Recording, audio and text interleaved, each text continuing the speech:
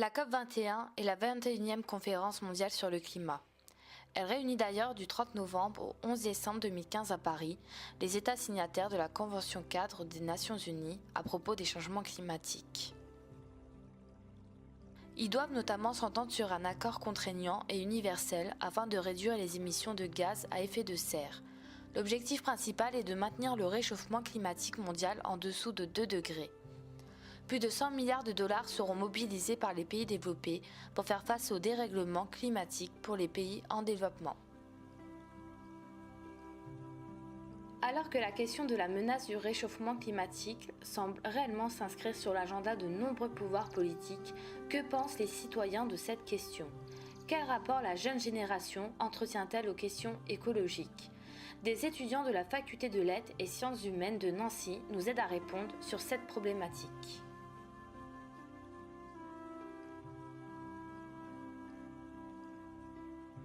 Une réunion entre les gouvernements pour parler d'écologie et des projets à venir. Limite, en fait, tous les pays arrivent avec leurs propres problèmes. On leur a pas imposé de cadre. Ils font ce qu'ils veulent. Ils sont engagés à rien en fait. Ils arrivent simplement avec ce qu'ils veulent donner. Arrive très prochainement où beaucoup de dirigeants politiques vont se rassembler pour débattre autour du climat. Les enjeux, les problématiques, c'est de trouver un accord un minimum contraignant pour ralentir le réchauffement climatique. Ils vont faire un petit peu ce qu'ils veulent, je pense. Ils vont pas s'engager à grand chose. C'est au contraire, tout le monde doit le faire tout le temps. Et du coup, c'est au gouvernement de créer des outils qui pourraient aider les citoyens à se sentir concernés. Sans l'écologie et sans ce que la Terre pourrait nous fournir, on serait juste pas là. Donc à partir de ce point de vue, on est forcément tous concernés. Je pense pas que ça va servir à grand chose. Il va y avoir peut-être des engagements mineurs, mais je pense que sur le fond, ils vont pas changer énormément de choses, quoi. On est en train de se dire que c'est surtout une grosse opération de communication puisqu'il y a beaucoup de mesures qui auraient dû déjà être prises il y a bien plus longtemps et qui malheureusement aujourd'hui ne peuvent plus être prises puisqu'il est tout simplement trop tard. Si, ça peut quand même changer le regard des gens et aussi pouvoir permettre à l'environnement de moins se dégrader. L'avenir de la planète, c'est quand même un enjeu majeur. Disons que c'est quand même là où on vit. Je pense que ça va être politiquement difficile. C'est oui pour sensibiliser, essayer de sensibiliser la population.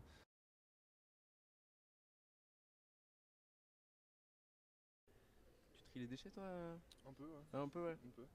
Il n'est pas question de penser si on peut agir, c'est on peut agir. C'est des agissements qui se font au quotidien. Par exemple, des gestes tout bêtes comme trier ses déchets, essayer de faire du compost, penser à réduire l'eau, l'électricité. Moi personnellement, je suis pas sûre, mais tout le monde, enfin, si on essaye petit à petit, normalement, il y aura un progrès avec le temps et tout ça. À mon échelle, oui, mais c'est pas grand-chose. Si les pouvoirs mettent en place une bonne campagne, mais vraiment je dirais motivée, mais qui marque, ça pourrait faire changer des habitudes. Nous, parce que les politiques, même si ils essayent de trouver des réponses, les politiques ils sont à peine une centaine. Nous, les gens du bas peuple, on est des millions et des millions, même des milliards. C'est plutôt à nous de trouver des solutions, pas aux politiques. C'est quand même les États qui décident un petit peu du bordel. Comment est-ce que ça va se passer On n'a pas trop notre mot à dire, quoi. Sachant que c'est pas nous les plus gros pollueurs, ça va être plutôt des instances un peu plus puissantes que nous, quoi. Que chacun doit s'engager là-dedans pour sauver la planète, parce que c'est la planète de chacun. C'est eux qui passent le message parce que tout le monde les écoute, c'est eux qui font les discours, c'est eux qui choisissent les lois, donc c'est eux qui doivent fédérer, nous passer le message de qu'est-ce qu'il faudrait faire et quelles idées sont en place. À tout le monde, vraiment à tout le monde. C'est nous, plus importe politique ou les citoyens, on est tous des citoyens, il faut qu'on réagisse tous. Les transports, la consommation, voilà.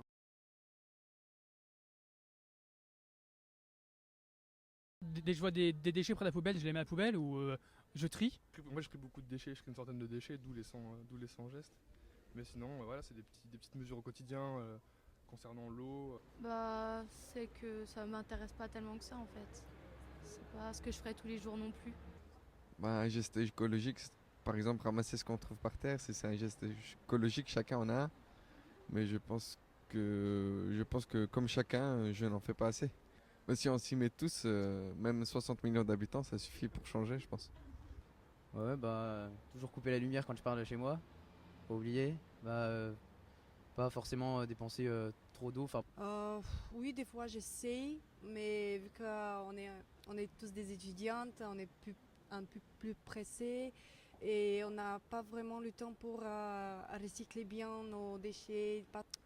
Ça peut être de changer quelque chose, je ne suis pas vraiment sûre, mais tout est possible. Si on essaie, on verra. Si on n'essaie pas, on verra pas. Si tout le monde s'y met, oui. Enfin, une petite action peut en entraîner des grandes, quoi. Prendre un minimum la voiture, je suis végétarien, voilà.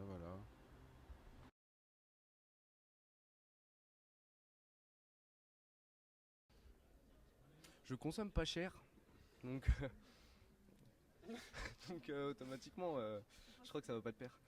C'est en voie de développement, il faut que ça continue cette lancée-là, quoi. Mais les aliments bio en eux-mêmes, moi, ça me touche pas spécialement, quoi. L'agriculture biologique permet justement de renouer avec des traditions et avec une qualité de vie. Le problème de l'agriculture biologique, c'est qu'aujourd'hui, elle demeure encore, pour beaucoup de personnes, un luxe. Ça m'arrive des fois, mais je suis étudiant comme un autre. Donc. Ouais, je mange beaucoup de bio. À vrai dire, j'ai pas le choix, mais c'est ma mère qui choisit toute la bouffe. Il y a beaucoup d'entreprises comme les grands distributeurs qui en profitent pour augmenter les prix.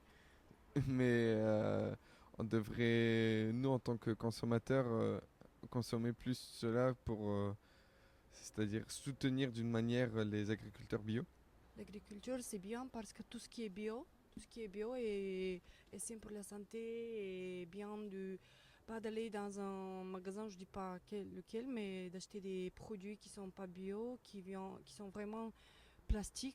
Je pense que c'est une impasse, car c'est pas assez productif. Et vu la surpopulation, c'est une impasse. Pour moi, c'est un peu cher, je pense. Et je suis pas sûr que tout le monde soit prêt à s'y mettre si ça reste aussi cher.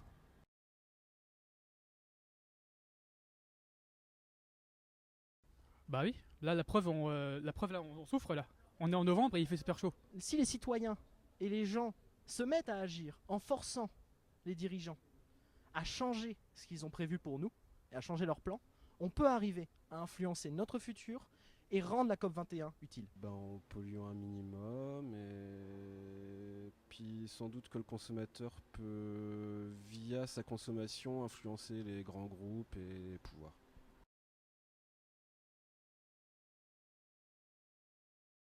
Je trouve que par rapport au bio, ça pollue vraiment beaucoup. Et parce que c'est des usines qui produisent beaucoup de choses et ça pollue. Je pense qu'ils sont en train de détruire la terre, mais au profit de l'argent. Oui, des conditions d'hygiène et d'élevage assez déplorables, conditions salariales déplorables aussi, sanitaires.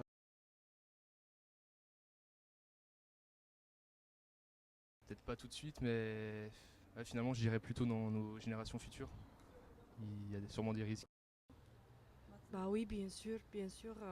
On souffre déjà, ça se voit. La pollution, ça suffit. La pollution, le trafic aussi, ça nous empêche chaque jour. Sur Paris, ouais, je pense dans les grandes villes, la pollution atmosphérique, je pense que ça peut. Il me semble que j'avais lu un truc comme quoi ça pouvait provoquer le cancer et qu'il y a des personnes qui étaient mortes.